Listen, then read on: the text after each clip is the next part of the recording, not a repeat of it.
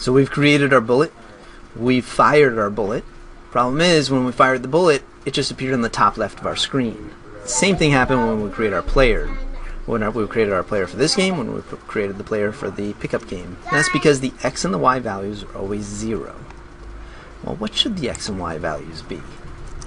We can set X equal to the middle of the screen, but that's not appropriate either. What we really want is we want to set X and Y equal to wherever the player is, or in other words, whoever shot the bullet. So the shooter. Well, how is the bullet going to know where the shooter was? What we've got to do is, when we create the bullet, we're going to pass into it ourself. In this case, the player. That way, we know where he is. So what that means is this initialize method is going to take in, not self, but shooter or player.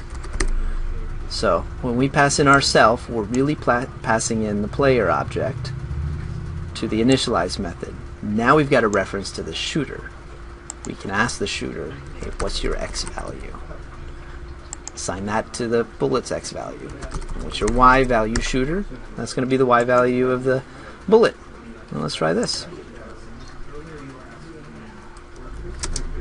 And we got an error.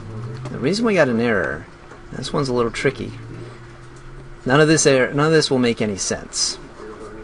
The reason is because when we passed in shooter to initialize, and when you call super will automatically pass in shooter or whatever was passed in to initialize. We don't want that, because that'll cause all kinds of problems. So what we do is we just say, hey, call super. Don't explicitly, do not pass it any parameters. So say open parentheses, close parentheses. This should work. There we go. Now let's fire. There we go. So the bullet's coming out wherever the shooter is. In our case, our player.